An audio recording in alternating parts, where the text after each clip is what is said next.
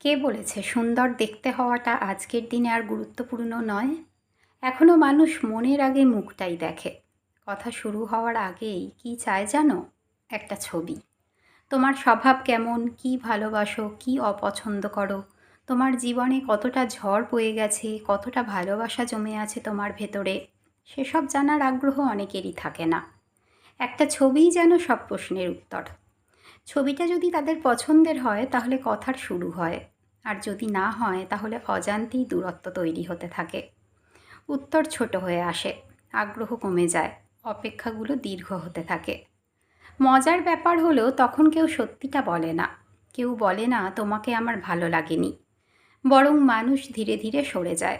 ব্যস্ততার অজুহাত আসে, সময়ের অভাব আসে, তারপর একদিন কোনো শব্দ না করেই সম্পর্কের সম্ভাবনাটা শেষ হয়ে যায়। অথচ মানুষটা হয়তো দেখতে খুব সাধারণ, কিন্তু তার মনটা ছিল অসাধারণ। তার কথাগুলো ছিল সত্যি, তার অনুভূতিগুলো ছিল নির্মল।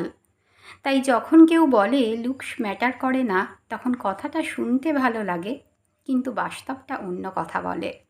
কারণ আজও অধিকাংশ মানুষ বইয়ের গল্পটা পড়ার আগে শুধু প্রচ্ছদটাই বিচার করে ফেলে। তাই যারা বলে লুকস ম্যাটার করে না, তারাও প্রথমে ছবিটাই দেখে।